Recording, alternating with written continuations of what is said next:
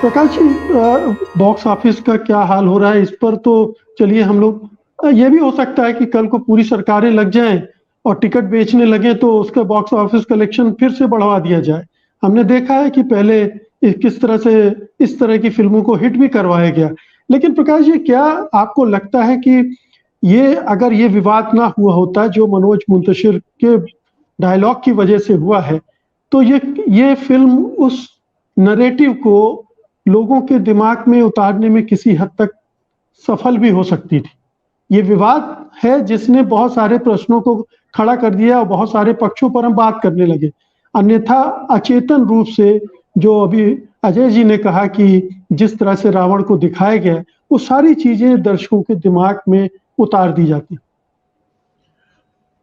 मुकेश जी, अगर ऐतिहासिक परिप्रेक्ष्य में बात करें तो हिटलर ने फिल्मों का उपयोग अपने प्रचार के लिए किया था। उसके तो बाकायदा अधिकारी तैनात थे जो देखते थे कि फिल्मों कौन सी फिल्में हैं, किनकी समीक्षा कैसे हो रही है।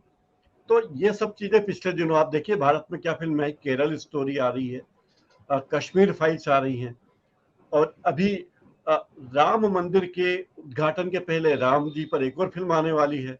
तो ये सारी चीजें फिल्में अभी 72 हूरें आ रही हैं।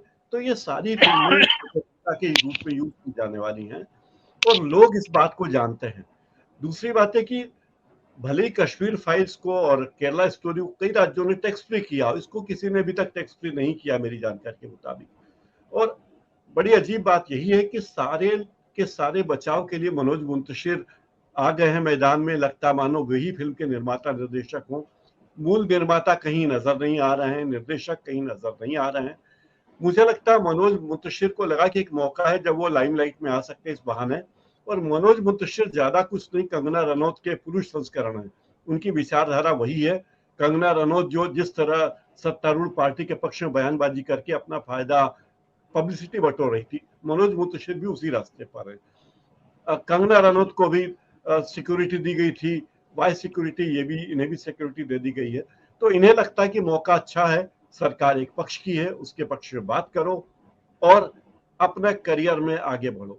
मनोज मुंतशिर जो चाहते थे वो कर नहीं पाए, ये बात सब जानते हैं। और इस फिल्म में जिस तरह प्रभास बाल, इसके पहले की दो फिल्म, मुझे तो ये लगा कि शायद ये बाहुबली का ही कोई नया संस्करण आया है जिसका नाम आदि पुरुष है, क्योंकि वही आवाज उसी व्यक्ति ने डबिंग की है, उसी कलाकार को दिखाया गया है, वैसे ही 3D इफेक्ट्स हैं। यह जरूर कहा गया कि रामायण और महाभारत ऐसे महाकाव्य जिनके बारे में दर्जनों फिल्में बन सकती है। वहां कहानियों के भीतर कहानियां छुपी पड़ी है, सैकड़ों कहानियां इन महाग्रंथों में है। तो इनकी कहानियों पर फिल्में लगातार बनाई जा सकती है। देखिए, रामायण पर भी बहुत पहले बहुत सारी फिल्में बन चुकी, बहुत सारी फिल्में, भरत मिलाप से लेके रामायण, राम राज्य, रामबाण तो एक ऐसी फिल्म आई थी जो 1948 में रिलीज हुई थी। शोभना समर्थ उस पर सीता माता बनी थी, और तब शोभना समर्थ ने शूटिंग की थी, तब वो 8 माह की गर्भवती थी।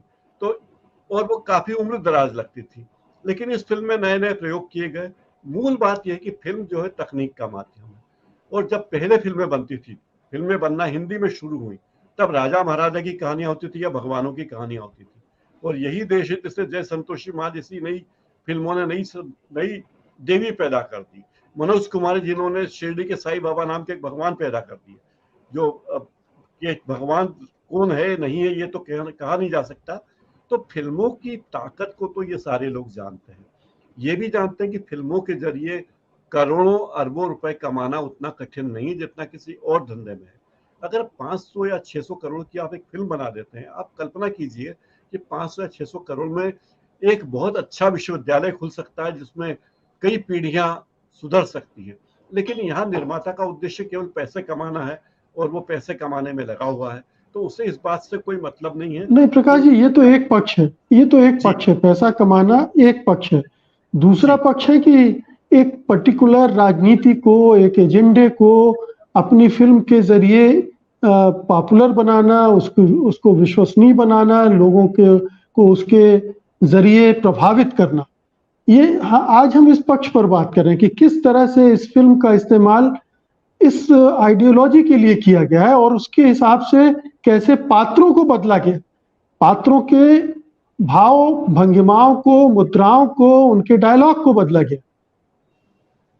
देखिए, भाषा वही है जो अभी अमिताभ जी ने एक नारा बताया था जो बाबरी ढांचे को गिराने के पहले कहा गया था। तो भाषा वही है और भाषा के स्तर पर कोई परिष्कार की बात यहाँ की नहीं जा सकती, क्योंकि भाषा को लेकर लोगों में बहुत सारे ज्ञान की जिज्ञासा नहीं है। दूसरी बात, उन्हें लगा कि एक ऐसा मौका है, राम मंदिर के पहले और चुनाव के पहले, लोकसभा चुनाव के पहले धर्म के नाम पर लोगों को इकट्ठा करना बहुत जरूरी है, ताकि लोगों के सोचने समझने की शक्ति प्रभावित हो और वे अपना काम कर सके। मुझे लगता है इसका एजेंडा राजनीतिक एजेंडा है जो पूरा नहीं हुआ, क्योंकि कोई भी मुख्यमंत्री जय जयकार नहीं कर रहा है, फिल्म को टेक्स्ट फ्री नहीं किया जा रहा जगह जगह, जैसा कि दूसरी फिल्मों को किया गया। तो इस फिल्म ने अपनी कहानी के जरिए, प्रस्तुति के जरिए अपने उद्देश्य में कामयाब नहीं है, पैसे कमाने में भी विफल है और अपने मकसद में भी विफल है। जी।